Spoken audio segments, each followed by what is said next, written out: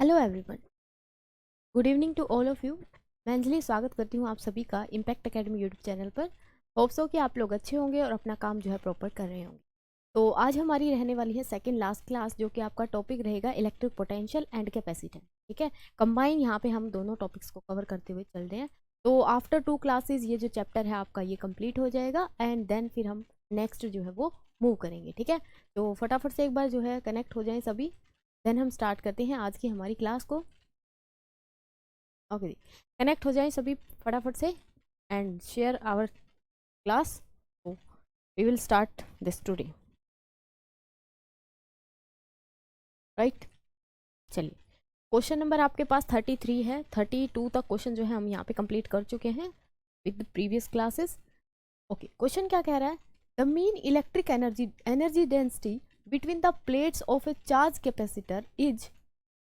यहाँ पे हमें बताना है मीन इलेक्ट्रिक चार्ज डेंसिटी क्या होगी अगर हमारे पास Q जो है वो चार्ज ऑन द कैपेसिटर है एंड A क्या है, area of the capacitor plate. यहाँ पे ये जो पैरामीटर्स आपको दिखाई दे रहे हैं, यहाँ पे जो Q है which is the charge on the plate and A is the area of the plate.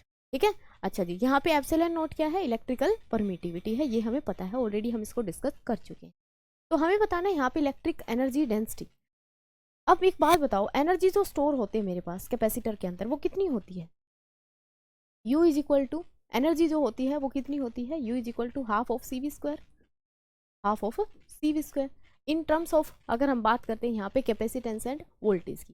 ठीक है, फिर ये अकॉर्डिंग टू हमारे पास जो भी डाटा गिवन होता है उसके अकॉर्डिंग हम इसको चेंज कर लेते हैं। ठीक है, यही बात होती है।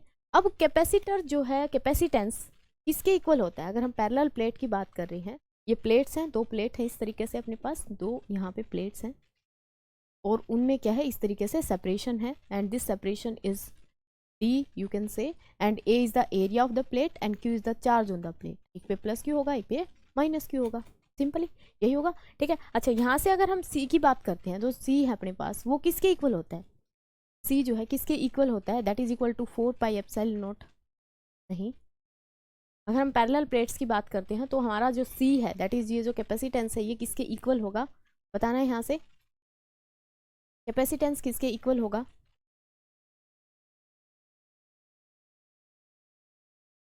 हाँ जी, कैपेसिटेंस यहाँ से किसके इक्वल होगा? ओके, यहाँ पे हमें बतानी है इलेक्ट्रिक एनर्जी डेंसिटी, और ये हमारे पास क्या है? ये है एनर्जी स्टोर। ठीक है, यहाँ पे थोड़ा सा, ये क्या है? एनर्जी स्टोर,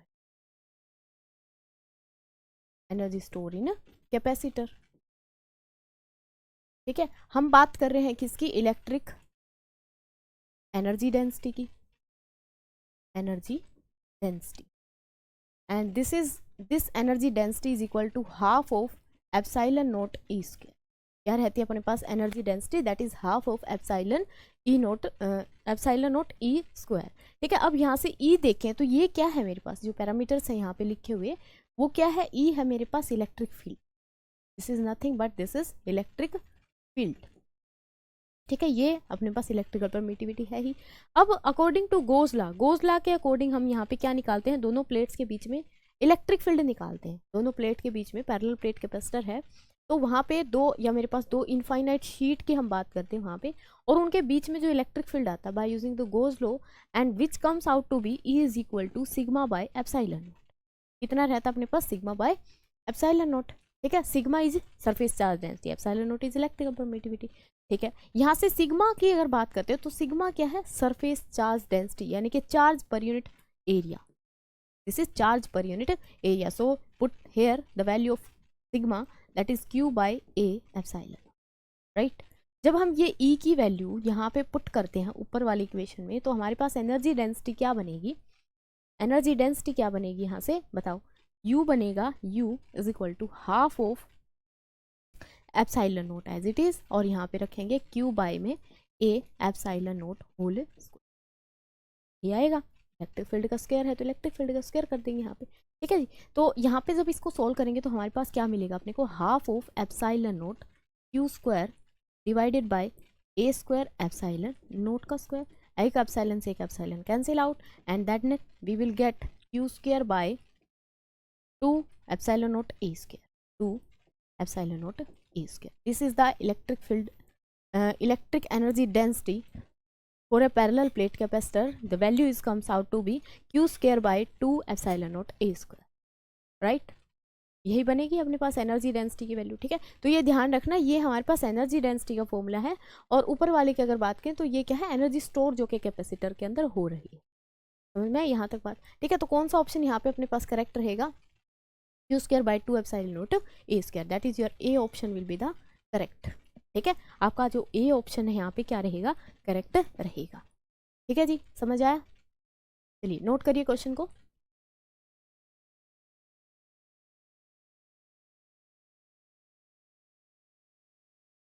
समझ आया सभी को, ठीक है। हमने यहाँ पे क्या करा, एनर्जी डेंसिटी निकाली है कि कितनी एनर्जी डेंसिटी होगी हमारे पास अगर हम बात करते हैं किसकी, पैरेलल प्लेट कैपेसिटर की।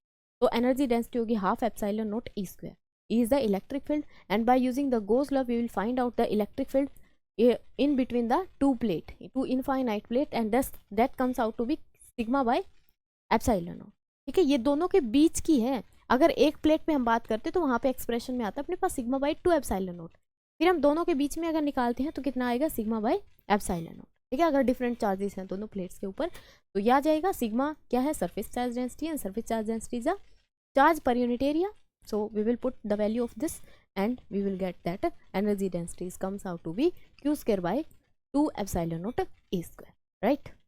चल move to the next question, question number 34। what the question say, a charge of 40 microfarad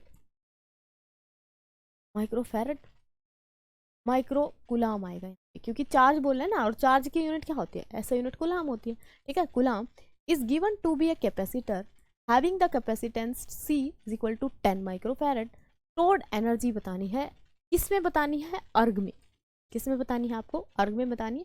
अर्ग क्या है, ऐसा यूनिट, सीजीएस यूनिट है किसकी, एनर्जी, एनर्जी की क्या है, सीजीएस यूनिट, ठीक है। तो इसके अंदर हमें बात करनी है, तो कैसे यहाँ पे निकालोगे, अभी जस्ट पीछे वाले क्वेश्चन में हमने बात की थी कि एनर्जी स्टोर होती कितनी है कैपेसिटर के अंदर, half of C V square, but यहाँ पे आपको दिख रहा होगा कि वोल्टेज तो गिवन ही नहीं है, वोल्टेज यहाँ पे गिवन ही नहीं है। तो व्हाट विल डू, क्या करना होगा हमें, देखिए एनर्जी स्टोर की अगर बात करते हैं, ये क्या है, एनर्जी स्टोर, ये होती है हाफ ऑफ सी वी, जो कि हम नॉर्मल फॉर्मूला पढ़ते हैं, बट यहाँ पे चार्ज गिवन है, चार्ज में और इसमें चार्ज कैपेसिटेंस और वोल्टेज में एक रिलेशन होता है, that is Q is equal to C, होता है कि नहीं होता, बिल्कुल होता है, ठीक है। यहाँ से V हमें रिमूव करना, तो V की वैल्यू निकालो, that is Q by C, right, Q by C. ये वैल्यू जब हम यहाँ पे पुट करते हैं क्या मिलेगा अपने, हाफ सी, V की जगह पे आ जाएगा Q बाई सी का whole square, that is half C Q square by C square, एक सी से एक C cancel, half of Q square by, ये बन गया formula, Q square by 2C, square by 2C। So put करते हैं अब सारी जो वैल्यू यहाँ पे गिवन थी अपने पास, कौन कौन सी थी, देखिए फर्स्टली तो मेरे पास Q की वैल्यू गिवन है, Q कितना है जी, चार्ज 40 माइक्रो कुलाम। सबसे पहले हम SI में निकाल लेते हैं, लास्ट में उसको चेंज कर देंगे अर्ग में, ठीक है। रिलेशन पता है हमें अर्ग का और जूल का क्या होता है, नहीं पता तो बताओ मुझे कॉमेंट बॉक्स में, क्या किस तरीके से रिलेटेड होती है दोनों की दोनों जो यूनिट्स हैं, ठीक है। 40 माइक्रो कुलाम है, 40 माइक्रो, माइक्रो मीन्स 10⁻⁻⁶ कुलाम, ठीक है जी। कैपेसिटेंस कितना है हमारे पास, that is equal to 40 micro farad, कितना है 40 micro farad, that is 10 micro farad, 10 into 10⁻⁻⁶, right. दोनों चीजें यहाँ पे पुट कर दो, पुट अगर करेंगे तो U मेरा क्या बना, U बना जी हाफ, U की जगह पे रखेंगे 40 इंटू 10⁻⁻⁶ का टोटल स्क्वायर, और नीचे क्या आ जाएगा अपने पास 10 इंटू 10⁻⁻⁻, कर दिया हमने, ठीक है। पुट करने के बाद हमें क्या मिल रहा है, यहाँ से मिलेगा आपको, ऊपर इसका स्क्वायर कर दो, 4 का स्क्वायर 16, 00 इंटू 10⁻⁻ कितनी हो जाएगी, -12 हो जाएगी। नीचे क्या है, इसकी मल्टीप्लाई कर दो इसके साथ, 20 इंटू 10⁻⁻⁶, यही बनेगा, ठीक है। क्या होगा यहाँ से, 0 से 0 कैंसिल, 2 से इसको काटेंगे ये 8 पे, और ये 6 से पूरा मतलब +6 हो जाएगा ना ऊपर जाके, समझ गए होगे, जैसे ये सिंपल कैलकुलेशन, तो क्या हो जाएगा, ये -6 बचेगा, यहाँ से बचा 80 इंटू 10⁻⁻⁶, 6। और ये क्या निकाली हमने, एनर्जी, एनर्जी निकाली, दैट्स वाई इसकी जो यूनिट है वो क्या बनेगी, जूल, क्योंकि हम सारा जो सिस्टम है वो एसआई में ही सोल्व कर रहे हैं, सारा का सारा जो सिनेरियो है यहाँ पे एसआई में चल रहा है अपना, ठीक है। चलिए, तो अब हमें क्या करना है, इसको चेंज करना है, इसकी यूनिट चेंज करनी है। तो अभी जैसे बताया किसी ने कि क्या किस तरीके से रिलेट करते हैं, ये दोनों किस तरीके से रिलेट करते हैं। 1 जूल होता है मेरा 10⁻7 अर्ग की, ठीक है। 1 जूल किसके बराबर होता है, 10⁻7 अर्ग के बराबर होता है। हमें अर्ग में निकालना है, मतलब जूल में है अपने पास वैल्यू, अर्ग में निकालना है। 1 जूल अगर इसके बराबर है तो दिस 18 × 10⁻⁻6 जूल मल्टीप्लाई बाई 10⁻7 कर देंगे तो अर्ग में आ जाएगा, बिल्कुल। तो हमारे पास जो एनर्जी बनेगी वो क्या बनेगी, 80 × 10⁻⁻6 मल्टीप्लाई बाय 10⁻, ठीक है। और ये किस में आ जाएगी यूनिट अपनी, अब चेंज कर दी हमने अर्ग में। कितना बचेगा जी, यहाँ से 80 बचा, इसको सोल्व करेंगे, एक 10 बचेगा ओनली, और अर्ग दैट इज इक्वल टू 800 अर्ग। क्या कोई ऐसा ऑप्शन दिखाई दे रहा है, 800 अर्ग, ठीक है, अर्ग में ही बोला था, तो 800 is your answer, that is B option will be the correct, ठीक है। आपका जो बी ऑप्शन है वो क्या रहेगा, आपका करेक्ट रहेगा, राइट। क्लियर है यहाँ तक सभी को, ठीक है। चलिए नोट करिए क्वेश्चन को, और अगर कोई भी किसी का डाउट है तो वो पूछ सकते हैं, किसी भी स्टेप में अगर आपको यहाँ पे प्रॉब्लम आ रही है, यू कैन टेल मी।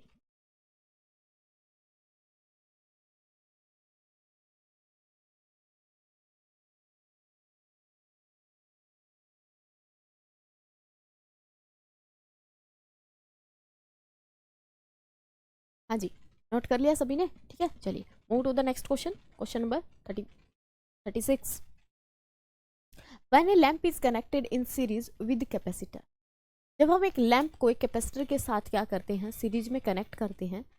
इसका जो 35th क्वेश्चन है वो लास्ट क्लास में हम कर चुके हैं, ठीक है। 35 जो क्वेश्चन, अच्छा जी, ये कह रहा है कि लैंप को जब हमने कनेक्ट कर दिया सीरीज में कैपेसिटर के साथ, क्या होगा, लैंप ग्लो नहीं करेगा, lamp will burst out, lamp will glow normally, या नन ऑफ दीज। अगर हम एक लैंप को कनेक्ट कर देते हैं सीरीज में, किसके साथ, एक कैपेसिटर के, capacitor is nothing but it is a device which is used to store the charge, ये बात बताते हैं हम कैपेसिटर के लिए, ठीक है। तो कैपेसिटर के साथ हमने एक लैंप को क्या कर दिया, यहाँ पे कनेक्ट कर दिया इस तरीके से, ये कैपेसिटर है, और यहाँ पे मेरे पास एक ये लैंप या बल्ब बोल सकते हो, और यहाँ से अपने पास सप्लाई आ रही है, ठीक है। पीछे से क्या है, यहाँ पे सप्लाई है जो हम वोल्टेज यहाँ पे प्रोवाइड करें। तो अब ये कह रहा है कि लैंप जो है ग्लो करेगा, क्या लैंप जो है ब्रस्ट आउट हो जाएगा, या फिर जो है ग्लो करेगा नॉर्मली, या ग्लो नहीं करेगा, हमें ये बात बतानी, ठीक है। तो यहाँ से एक बात देखिए, जब तक हमें ये यहाँ पे देखो क्वेश्चन में ये नहीं बताया गया कि हमने जो सोर्स दिया है ना, पीछे से जो सप्लाई हम दे रहे हैं, बेसिकली वो आपका एसी सोर्स है या डीसी सोर्स, और जब तक ये गिवन ना हो हम मान के चलते हैं कि हमारा सोर्स डीसी है, ठीक है। जब तक ना दिया हो क्वेश्चन के अंदर, तो हम जनरली मान के चलते हैं कि सोर्स जो है, सप्लाई जो है, दैट इज ऑफ डीसी, ठीक है। डायरेक्ट करंट है हमारे पास, अच्छा डायरेक्ट करंट अगर है तो क्या होगा, यहाँ पे डायरेक्ट करंट के लिए कैपेसिटेंस, ये क्या है मेरे पास, कैपेसिटेंस, कैपेसिटर है, बेसिकली कैपेसिटर है, इसका जो रेजिस्टेंस है ना वो कितना होता है, एक डीसी सप्लाई के लिए इनफाइनाइट, क्या होता है, डीसी सप्लाई के लिए इनफाइनाइट।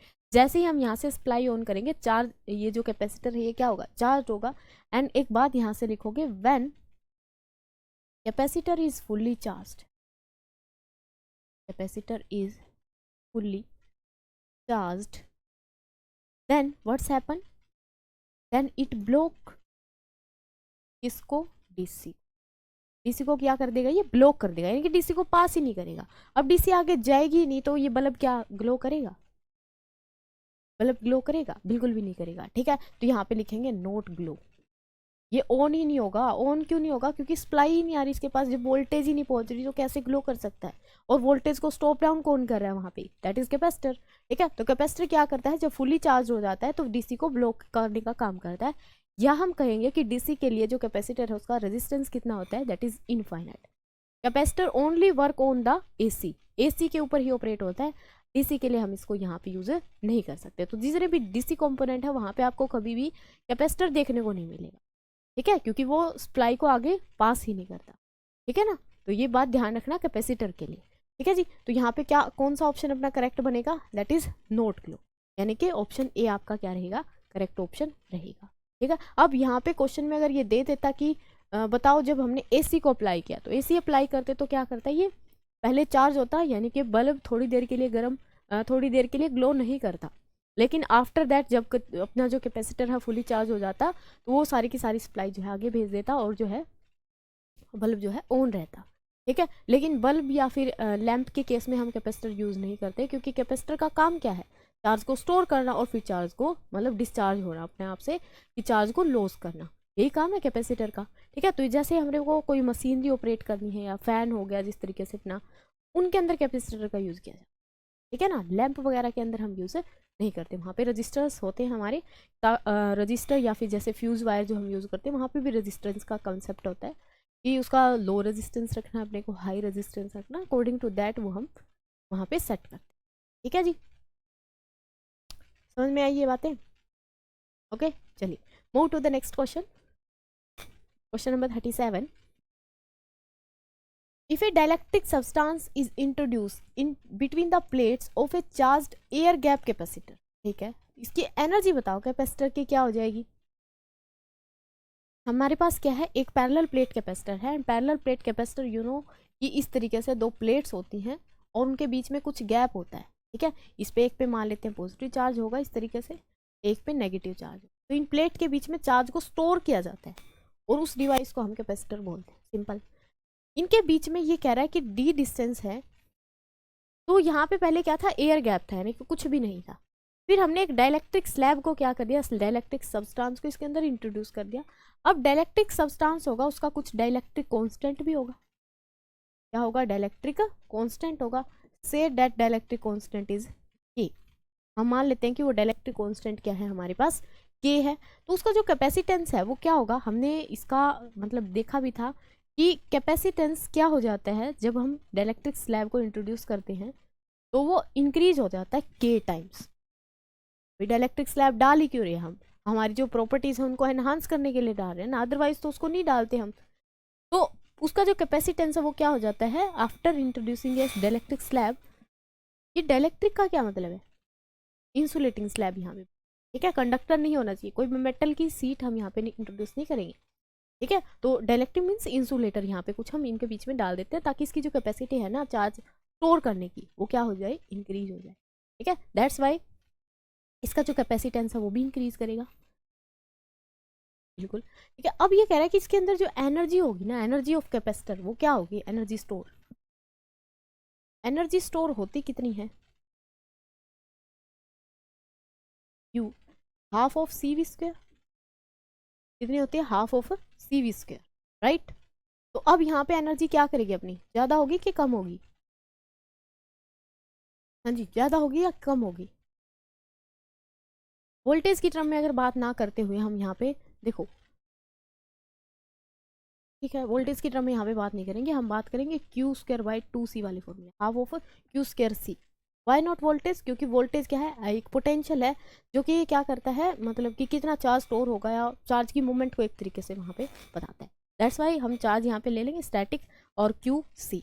अब सी क्या है, सी डैश हो जाएगा आफ्टर इंट्रोड्यूसिंग ए स्लैब, ये सी डैश हो जाएगा, और सी डैश सी के मुकाबले क्या है, ज़्यादा है, सी नोट के मुकाबले क्या है, ज़्यादा है।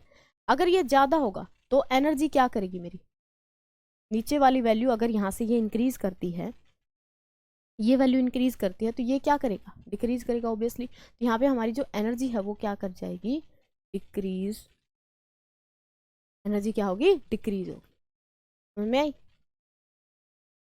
राइट, समझ में आया। तो यहाँ पे क्या होगा, अपने पास ऑप्शन बी है जो आपका करेक्ट रहेगा, बी ऑप्शन आपका क्या रहेगा, करेक्ट ऑप्शन रहेगा, राइट, ओके जी। चलिए नोट करिए क्वेश्चन को, इसको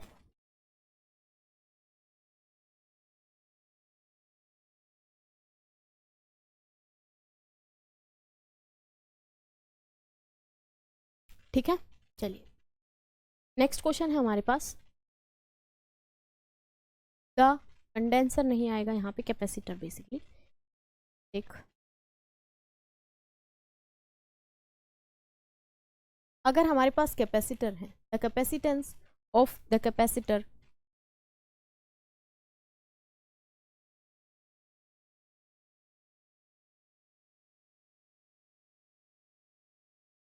capacitance of capacity C1 and C2 are connected in parallel, then the equivalent capacitance is। हमारे पास क्या है, दो कैपेसिटर हैं C1 एंड C2 जिनको हमने पैरेलल में कनेक्ट किया, तो बताओ उनका जो इक्विवेलेंट कैपेसिटेंस है वो कितना आएगा। एक बात बताओ, यहाँ पे अगर मेरे पास पैरेलल कॉम्बिनेशन है, क्या है, पैरेलल कॉम्बिनेशन, तो पैरेलल कॉम्बिनेशन में क्या चीज़ कांस्टेंट रहती है। हम यहाँ पे बात करते हैं दो ही चीज़ों की, या तो हमारा करंट कांस्टेंट होगा या तो हमारी वोल्टेज कांस्टेंट होगी। तो पैरेलल कॉम्बिनेशन जो होते हैं, पैरेलल सर्किट जो होते हैं, उसमें क्या चीज़ सेम रहती है, वोल्टेज और करंट। यस, वोल्टेज और करंट, वोल्टेज, ठीक है। क्या रहेगी यहाँ पे, वोल्टेज जो है आपकी कांस्टेंट रहेगी, वोल्टेज सेम रहेगी बोलेंगे। चट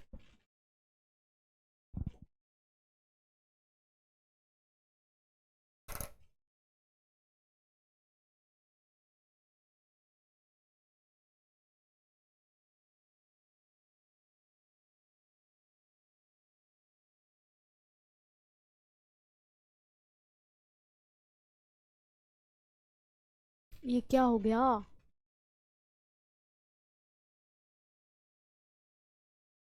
ये आग लग गई।